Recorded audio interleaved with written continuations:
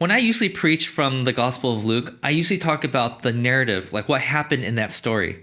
Today, I want to focus more on a topic that the narrative brought up, namely, what does the Bible say about what happens to us after we die, and how does that answer affect the way we live today?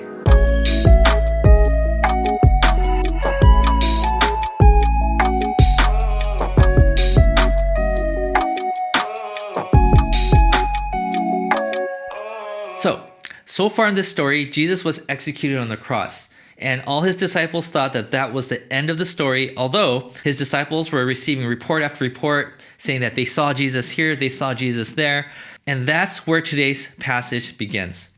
Verse 36. While they, the disciples, were still talking about this, Jesus himself stood among them and said to them, "Peace be with you." Now, before we move on, I want to make a quick observation.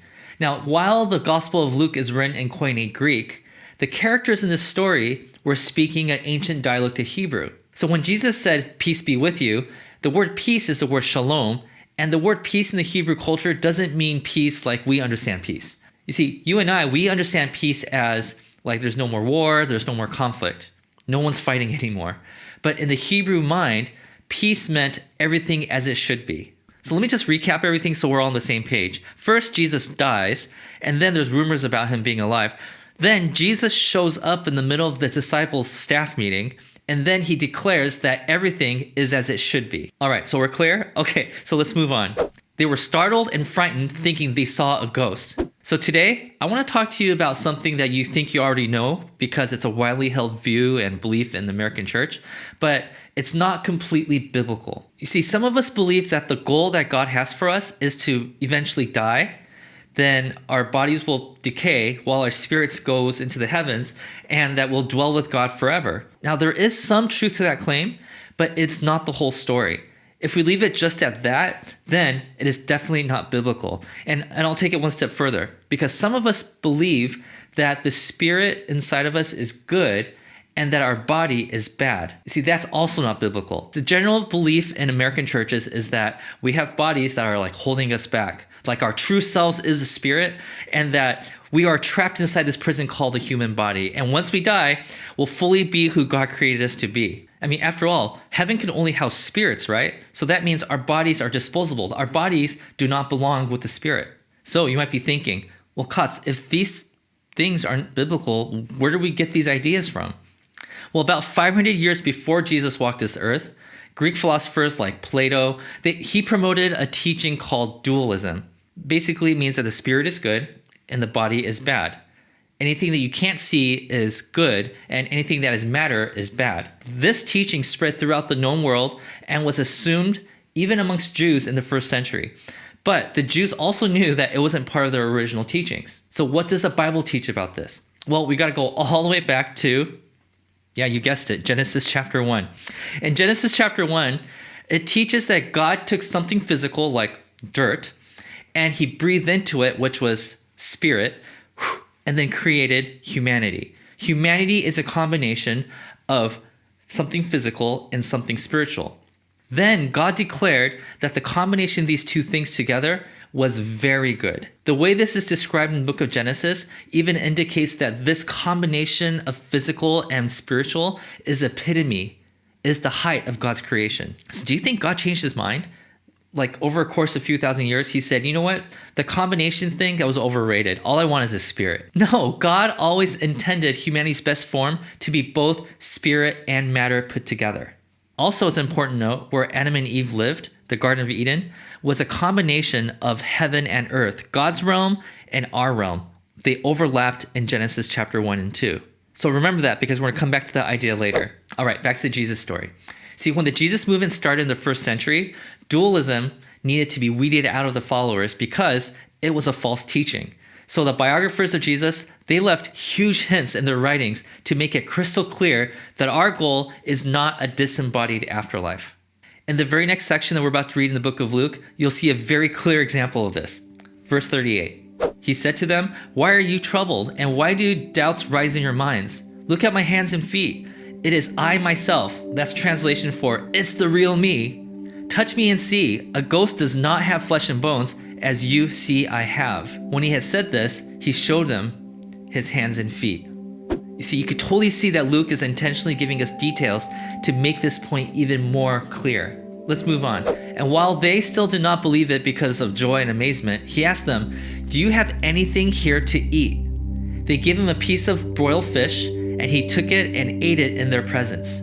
You see, back then, people who believed in dualism also believed that ghosts, like spirits, they don't eat. They don't need to eat because food is there to fuel the physical body, and ghosts and spirits don't have a physical body. So it's ludicrous to think that a ghost would eat.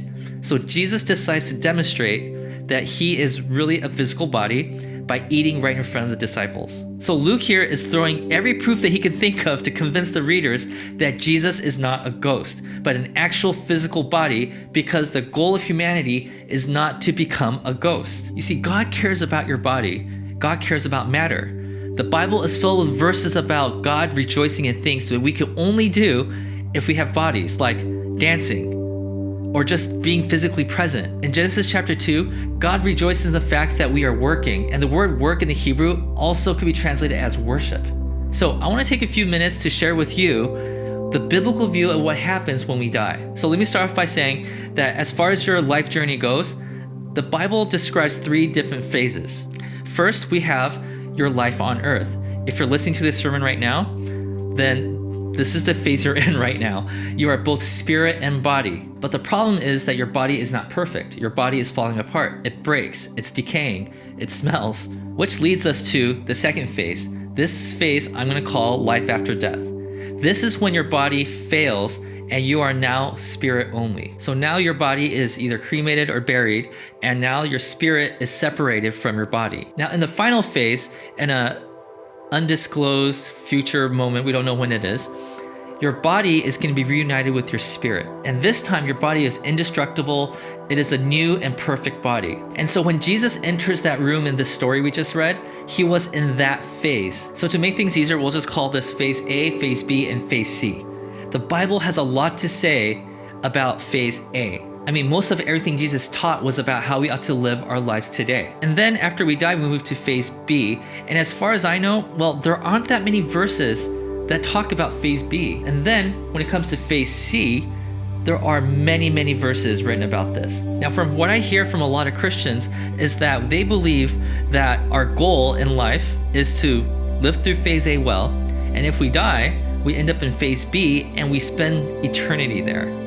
That is not biblical. As a matter of fact, if we go according to what Genesis described as God's definition of good, this phase is not good. And then when it comes to phase C, did you know the Apostle Paul dedicated an entire chapter in 1 Corinthians 15 about that very phase right there? He argues that what Jesus did 3 days after his execution, we call it the resurrection, it's a demonstration of what will happen to us. Yeah, sure, we won't resurrect 3 days after we die, but one day, undisclosed time in the future, God will raise every one of his children from the grave and give us brand new bodies. And by definition, that is very good. Now let's talk about phase B again, because there's several theories out there, none of them could be proven, of what happens to us between the time that we die and the time that we get our resurrected bodies. And the reason why these are just called theories is because the Bible doesn't seem to be that interested in telling us more about that part of our life journey. Like major characters and authors of the Bible, like Jesus and Paul, they seem to be more interested in talking about C, or what I like to call life after death. One of the things written about life after death is found in the last 2 chapters of the Bible, the book of Revelation. Now remember how heaven and earth were separated in the beginning of the Bible? Well, the author in the climax of his story tells a story about a marriage between heaven and earth. What was once one realm was separated because of humanity's rebellion against God, and then now heaven is coming down to earth to become one again. In other words, this earth will once again be spiritual and physical. And this happens around the same time when we are reunited with our bodies. You see, we become beings that feel right at home in this new world.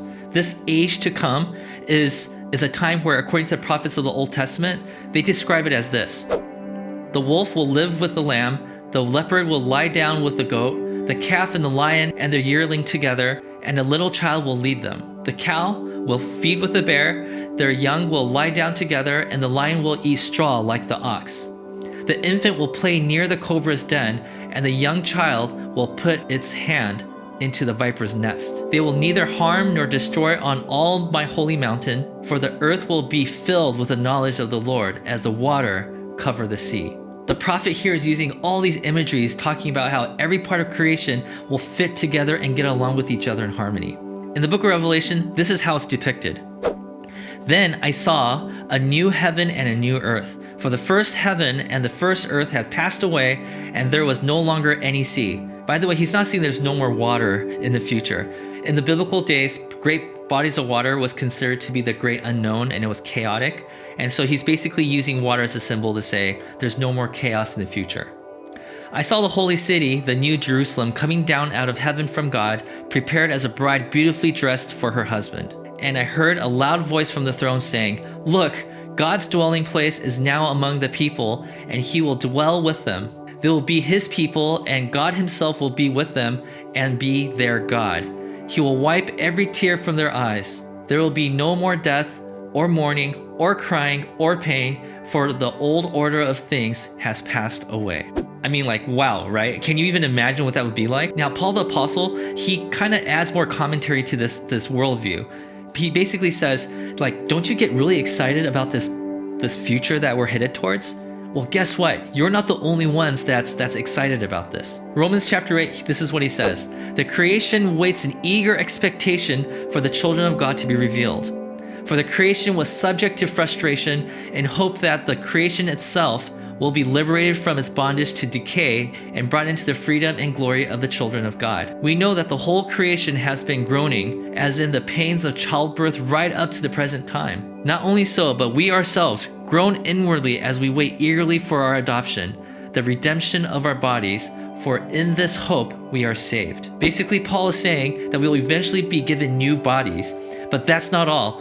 All of creation will be given new matter. And so all of God's creation is waiting in anticipation for the age to come. In other words, to God, matter matters.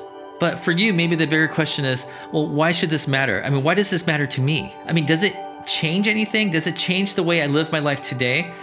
Whether if I should be putting my hope in life after death, or just life after death? Well, according to the Bible, it does matter. See, because Christians are people who live in A, but is actively trying to spill some of C into this world. You see, getting the right view of the relationship between spiritual and physical is important because God wants us to start acting like the age to come is already here. That's what Christians are. We are the people who believe that God is already spilling in a little bit of heaven into our present reality today. God wants us to live in the fullness of heaven, but he doesn't want us to wait for that unspecified date in the future to start living it. So the bottom line is this. When God created this world, he said it was good. When he created us, he said it was very good. So if you believe in the popular view of what happens to us after we die, you're basically saying, when we die, I'm going to abandon the good body that God has given us, and I'm going to abandon the good earth that God has given us. And that mentality is not good by God's definition. You see, the ideal world that we're thinking of when we think about heaven is actually the earth perfected, with God dwelling with us. We need to realize that we can live out small pieces of this perfected earth by following after Jesus' teaching in life today. You see, Jesus, he represents the idealized humanity, and when we follow in his footsteps, we usher in a little bit of that future age of heaven right here on earth. So church, may God's plan of a future filled with shalom offer you hope today so we can start living out God's ideals in our communities. And may you believe that salvation is not the escape from matter, but it is the redemption of matter. And may you experience heaven together right here, right now. God bless.